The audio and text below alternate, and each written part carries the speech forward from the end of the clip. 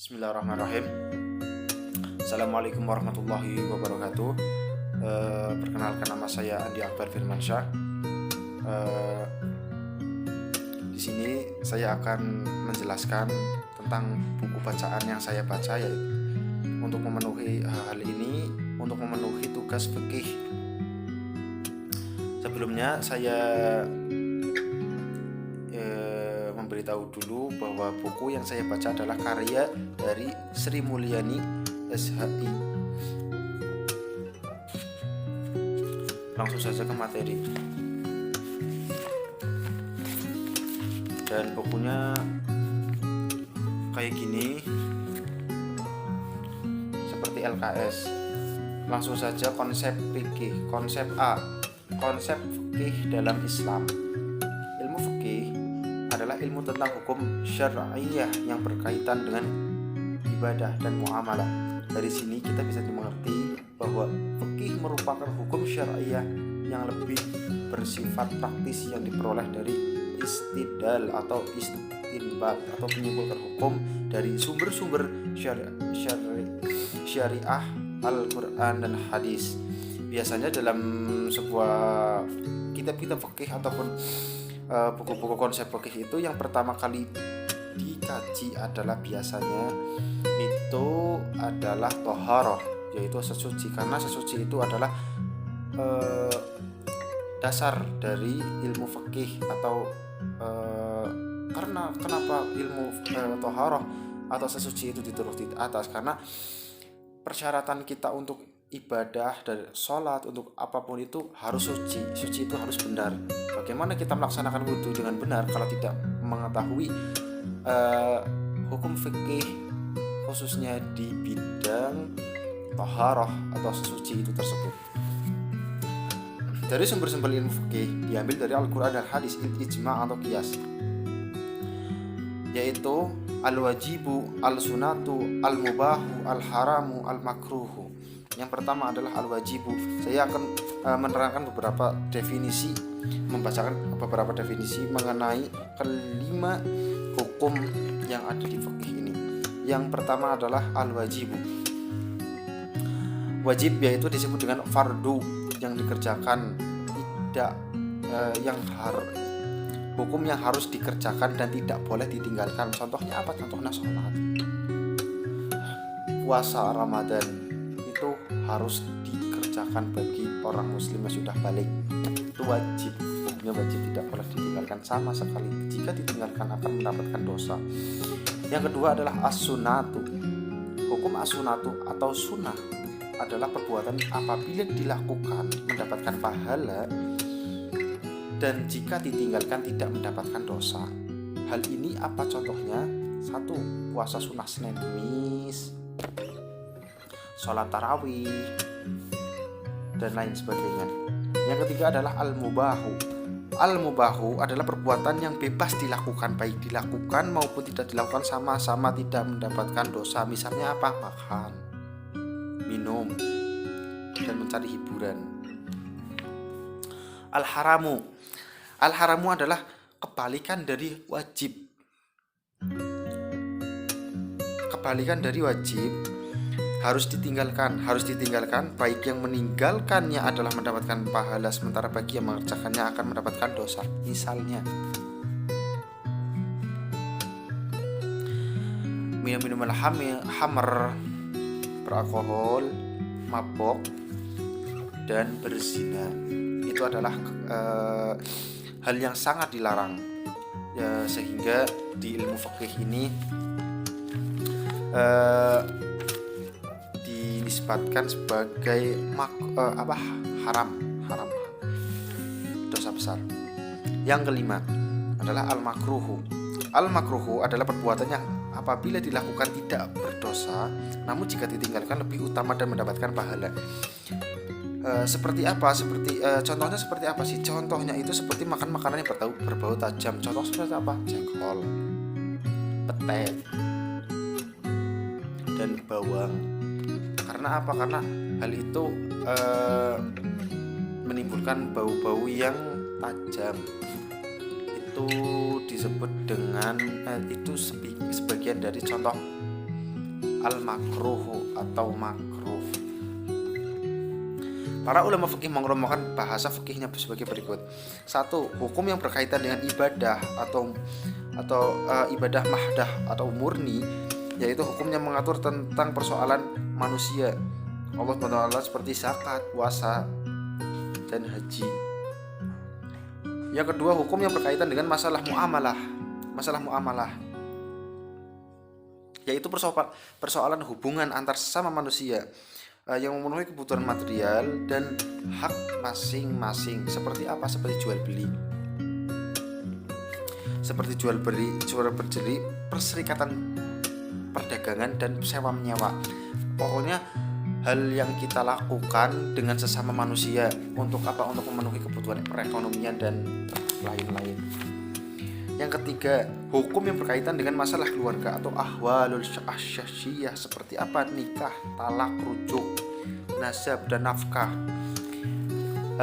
Biasanya hal itu sudah lumrah dijumpai dalam kehidupan sehari-hari dan dalam berkeluarga. Hukum yang berkaitan dengan tindak pidana atau apa sih namanya, istilah fikihnya adalah jinayah atau jarimah dan ukubah seperti zina, pencurian, perampokan, pembunuhan, pemukulan, dan bentuk-bentuk pelarangan atau tindak pidana yang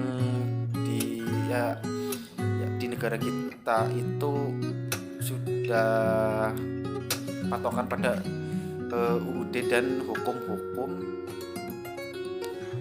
hak asasi manusia, karena negara kita adalah negara yang sangat kuat akan hukum. Yang kelima adalah hukum yang berkaitan dengan persoalan-persoalan peradilan dan penyelesaian perkara hak atau kewajiban sesama manusia. Disebut apa sih hal itu? Dalam istilah fikihnya adalah ahkam al-qada.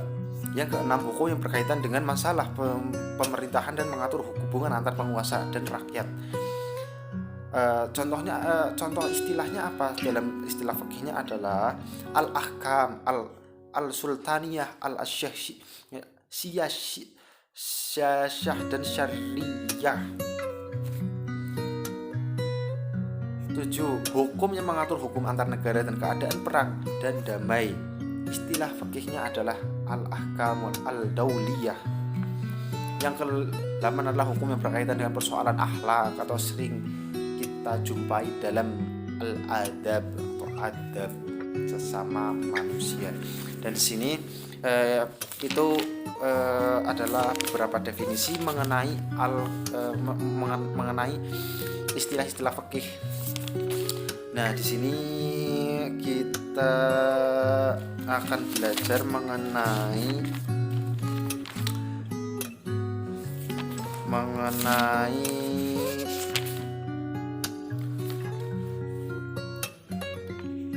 kepemilikan dalam Islam.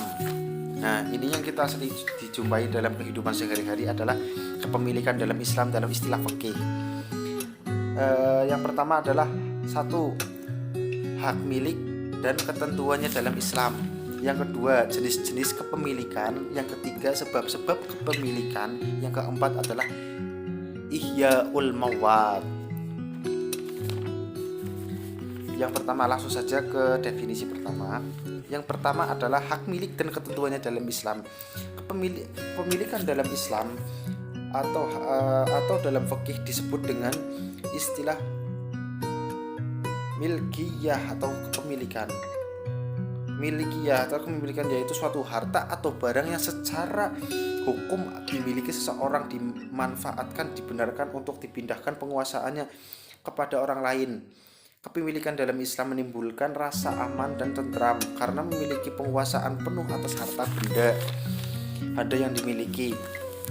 Adapun kepemilikan harus berdasarkan ketentuan Allah SWT yang meliputi dengan 8 kelompok sebagai berikut. Dalam istilah Islamnya dibedakan menjadi 8 sebagai berikut. Yang A adalah yang pertama, penggunaan yang berfaedah bagi masyarakat dan kepentingan umum. Jadi kita memiliki suatu barang ataupun suatu aset apapun itu menurut ketentuan Allah Subhanahu wa taala yang diterangkan dalam fikih itu adalah penggunaan yang berfaedah, yang bermanfaat bagi semuanya antar manusia. ataupun bisa bermanfaat untuk kita sendiri. Yang kedua adalah kepemilikan yang sah dengan jalan yang halal. Kita sepatutnya kita tahu adalah semuanya, kalau kita sudah bicara tentang halal itu urusannya sudah gamblang sekali, karena apa yang sudah kita peroleh baik jadi uangnya untuk kita beli suatu barang ataupun kebutuhan itu harus benar-benar halal, karena sudah diterangkan dalam fikihnya, yaitu pemilikan yang sah dan dengan jalan yang halal. Yang C adalah penggunaan tidak merugikan dan tidak berlebihan. Sudah kita patuhi juga. Ini untuk biasanya itu yang golongan-golongan perempuan atau ibu-ibu ataupun yang lain itu kadang-kadang ya sudah kita jumpai itu biasanya sering menghambur-hamburkan uang dengan apa? Dengan shopping, membeli pakaian yang berlebihan, sehingga itu akan diganggu. Itu dilarang dalam fikihnya, itu sudah benar-benar dilarang. Yang berikutnya adalah penggunaan tidak membayar zakat bila telah mencapai nasab dan haul. Membayar zakat itu biasanya dibayarkan kalau menjelang Idul Fitri. Itu wajib ya membayar zakat itu bila mencapai nasab dan haul. Harta benda memiliki nilai manfaat. Harta benda yang memiliki nilai manfaat itu banyak. Contohnya seperti emas, aset seperti kendaraan untuk ibadah, kendaraannya untuk ibadah. Kita punya emasnya dikumpulin, terus untuk pergi haji, untuk menolong orang juga bisa, untuk aset dan investasi yang lain untuk yang lebih bermanfaat juga bisa. Penggunaan berimbang, penggunaannya harus berimbang, tidak boleh satu dianggurkan, yang satu di jalan. Contoh seperti mobil sewaan yang kita sering jumpai. Pemanfaatan harta tidak sesuai hak. Contoh dalam petakan sebuah kaplingan tanah itu kita harus benar-benar sesuai dengan posisi dan porsi kita. Harta benda yang digunakan untuk kepentingan hidup. Sudah kita sepatutnya tahu tentang barang-barang untuk kepentingan hidup itu sangat bermanfaat. Hal ini sudah diterangkan dalam buku fikih tersebut. Yang kedua, jenis-jenis kepemilikan. Yang A, kepemilikan sempurna, yaitu pembeli manfaat atau hak seperti sepenuhnya seluruh hak terkait dengan harta tersebut. Penguasaan pemilikan bersifat mutlak dan tidak dibatasi masa dan tidak diatur orang lain. Ini ada kaitannya dengan sertifikat ya, karena ini benar-benar hak milik secara penuh dan tidak bisa dan sifatnya itu kayak abadi, tidak bisa diambil alih oleh orang lain. Itu biasanya itu kita sering dikaitkan dengan bikin sertifikat itu yang diperuntukkan untuk masyarakat, dari pemerintah untuk masyarakat. Sertifikat itu banyak banget, bisa sertifikat kendaraan, tanah, rumah, aset-aset dan lain, itu bisa disertifikatkan. Itu hal ini untuk menyempurnakan kepemilikan, yang istilah fikihnya adalah al-milku at-tam. Yang B adalah kepemilikan tidak sempurna. Kepemilikan tidak sempurna yaitu kepemilikannya suatu benda, harta, contoh zatnya atau manfaat. Misalnya contoh harta dijelaskan memiliki zat yang atau manfaat. Adapun yang ketiga adalah sebab-sebab kepemilikan. Sebab-sebab kepemilikan ada 4, yaitu halafiyah atau penggantian yaitu penggantian posisi atau pihak yang lain untuk proses tanpa atau persetujuan. Ini ada kaitannya dengan halifiyah. Ini ada kaitannya dengan saat kita meminjamkan ataupun meminjamkan tetapi kita ada jaminan. Jadi kalau sudah jatuh masanya kita bisa mengambil, itu bisa diambil alih lagi dengan syarat apa? Dengan syarat persetujuan dari orang yang memiliki secara mutlaknya itu. Yang B adalah at-tawalud mim maluk, yaitu sebuah pemilikan yang diperoleh dari jalan perkembangbiakan seperti telur, anak ayam dan ini contohnya seperti apa? Kita punya kambing satu, kita akan menitipkan kambing satu ke teman kita. Lah, yang teman kita punya kambing jantan, kita punya betina. Nah, lah nanti kalau kita punya nanti kalau dia yang ngurusin, teman kita yang ngurusin, itu hasilnya itu akan dibagi dua. Jika anaknya dua, akan dibagi satu untuk yang ngurusin, yang satu untuk kita. Karena apa? Karena kita udah sifatnya itu kayak kerjasama. Jadi asetnya kita itu biar sama-sama manfaat, itu simbiosis, kayak simbiosis mutualisme, seperti itu kurang lebihnya. Ihrazul muhabbat, yaitu memiliki suatu benda yang sifatnya secara boleh dimiliki karena belum ada pemiliknya yang sah. Contohnya adalah orang yang mengambil kayu di hutan liar. Ini sudah kita jumpai kalau kita mengambil rumput itu kan nggak ada yang nanam, nggak ada pemiliknya juga. Toh juga kalau ada ya pemiliknya, itu biasanya itu diikhlaskan karena itu sekedar rumput gitu ya. Yang berikutnya adalah uqud atau akad, yaitu transaksi kesepakatan antara seseorang yang menyerahkan orang lain menerima dan melaksanakan suatu perbuatan. Ini akad itu sudah berkesinambungan dengan yang namanya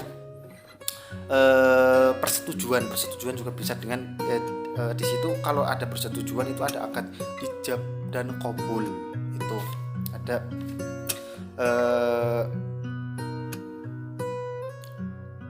uqud. Istilah fikihnya adalah uqud.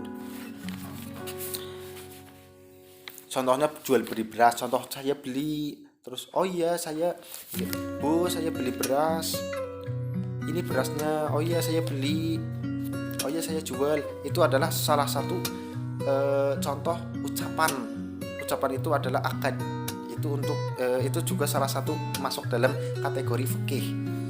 Yang keempat adalah ihyaul mawad. Ihyaul mawad adalah upaya untuk membuka lahan atau tanah yang belum ada pemiliknya, misalnya membuka hutan, lahan pertanian.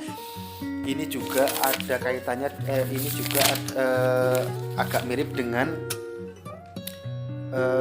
yang satu ini, yang ihyaul mahabbat.